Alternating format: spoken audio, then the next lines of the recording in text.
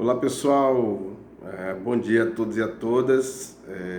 A gente se reencontra novamente hoje e a gente vai falar um pouquinho hoje sobre formas de governo.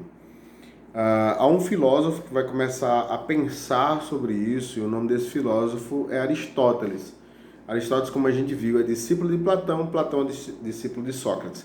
Então Aristóteles vai começar a formular algumas questões e ele escreve um livro chamado Política, onde ele vai trabalhar esses aspectos das formas de governo. E aí, para Aristóteles, ele vai elaborar essa classificação e ele vai dizer que existem 6 tipos de governo e ele vai dizer 3 tipos de governo. Ele vai dizer que são governos legítimos e 3 tipos de governo ele vai dizer que são governos ilegítimos e, obviamente, são vistos de uma forma negativa. Os 3 que ele vê de forma positiva é a monarquia, a aristocracia e a democracia. E os 3 que ele vê de forma negativa é a tirania, a oligarquia e a demagogia. Então, ele vai estabelecer isso e depois 2 pensadores, um chamado Charles de Montesquieu e o outro que vai trabalhar isso é Nicolau Maquiavel, que é o modelo que a gente tem de governo hoje, né, dentro daquilo que a gente chama de república. Mas vamos dar uma olhadinha, vamos voltar no tempo para a gente tentar entender como é que ele percebe isso, como é que Aristóteles trabalha isso. Então ele vai trabalhar essa definição de política e ele vai falar sobre essa questão das formas de poder, as formas de governo, tá certo? Então vamos lá. Aristóteles vai dizer que existe a monarquia, dentro daquelas 3 que eu falei, que são as positivas, dentre elas você tem a monarquia. Então o que seria a monarquia? A monarquia é o governo de um homem, de um monarca, e esse governo ele é estabelecido a partir de uma hierarquia. Professor, o que é hierarquia? Tem a ver com aquilo que vai passando de pai para filho, dentro de uma perspectiva de hereditariedade. Então você tem uma certa hierarquia, uma organização aí, onde você tem o rei, o príncipe. Então quem é que vai ser o próximo rei quando esse rei morrer? É o príncipe, é o filho do rei. Então isso dá de forma hereditária, vai passando de pai para filho, tá certo? Tanto os reis quanto as rainhas. Então essa forma de governo da monarquia é o governo de um indivíduo, só que ele tem poderes absolutos. Esse rei, ele governa dentro de uma perspectiva onde ele tem poderes plenos, né? Ele tanto tem o poder de governar, quanto o poder de julgar. Então preste atenção nisso aí. Na monarquia, o governante, ele tanto governa quanto julga, tá certo? Apesar dele ter nas cortes ter uma estrutura de juízes, mas ele tinha esse poder de, por exemplo, colocar uma pessoa para morrer ou para estar vivo. Por exemplo, se você já assistiu alguns dos filmes como Troia, por exemplo, se você assistiu filmes épicos, você vai ver que o rei tem esse poder, né, de salvar alguém, como por exemplo nas arenas gregas, quando um gladiador, se você já assistiu, por exemplo, Gladiador, quando ele vence lá, então o rei dá o sinal, o governador ele dá o sinal para que aquela pessoa seja viva, fique viva ou morra. A outra forma de governo que Aristóteles vai trazer para a gente é a forma que ele vai chamar de aristocracia, que seria um grupo de pessoas, de cidadãos, que tinham uma capacidade legítima. Geralmente eram pessoas que faziam parte da alta sociedade, né? Então esses homens da aristocracia, ele compunham, eles faziam essa parte do governo e esse governo era feito onde essas pessoas tinham o poder então de governar, de gerenciar as cidades. A outra forma que ele tem, a terceira, que é a que a gente tem hoje na maioria dos países do mundo, que é a democracia. A palavra democracia é a junção de 2 palavras, presta atenção. Palavra demos e kratos, ou kratia. Kratos significa poder, autoridade, e demos é povo, população, tá certo? Então, juntando as 2 palavras, demos e kratia, ou kratia, você tem essa a junção que seria o governo do povo.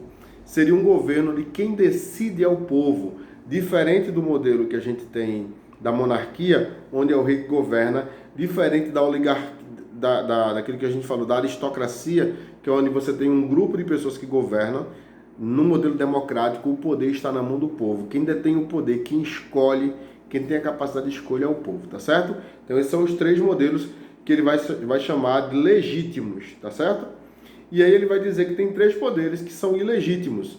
Ele vai falar da tirania, que seria uma degeneração daquilo que ocorre quando o rei começa a governar de uma forma, por exemplo, a querer violar as próprias leis que ele criou ou aquilo que a corte criou. Então, num modelo tirânico, esse rei governa de forma arbitrária. Tipo, ele não presta conta a ninguém, ele faz da forma como ele quer. Você vê isso muito em filmes, em desenhos, onde você tem um rei lá, que ele, ao ser colocado no poder, ele começa então a matar pessoas, os seus opositores, quem é contra ele, né? A gente vê muito isso em filmes e em desenhos, tá certo? O outro modelo dos 3 que ele vai chamar de ilegítimos é a chamada oligarquia, né? Quando essa aristocracia começa a legislar em causa própria, ao invés de governar para os seus governados, para o povo, eles passam a pensar, ao invés no bem comum, começam a pensar neles próprios. E a partir daí você tem uma oligarquia, que seria uma degeneração, uma perda da essência do governo dessas pessoas que estão lá, né, que estão à frente, e eles começam a fazer tudo em causa própria. Não estão pensando mais no povo, não pensam nas pessoas, pensam só em si próprios. E o terceiro, dessa linha desses 3 que são negativos, a gente tem a demagogia. É quando a massa, o grupo de cidadãos, pensam apenas naqueles que estão no poder, deixando quem tem a grana, quem faz parte da elite, tomar conta, né? E aí esse sistema, então, democrático, onde o povo deveria participar, na realidade, passa a ser agora uma demagogia, onde agora quem governa, as pessoas que estão à frente, agem de uma forma onde desprestigiam e colocam de lado os interesses da população, da grande maioria das pessoas. Então a gente tem esses 3 modelos que a gente vai chamar de modelos que Aristóteles vai colocar como sendo positivo: monarquia, aristocracia e democracia. 3 modelos que ele vai colocar e ele diz que é negativo: tirania, oligarquia e demagogia. Há um outro modelo ainda, que é o modelo de governo chamado de teocrático. A palavra theos no grego significa Deus. Então uma teocracia é o governo onde Deus governa.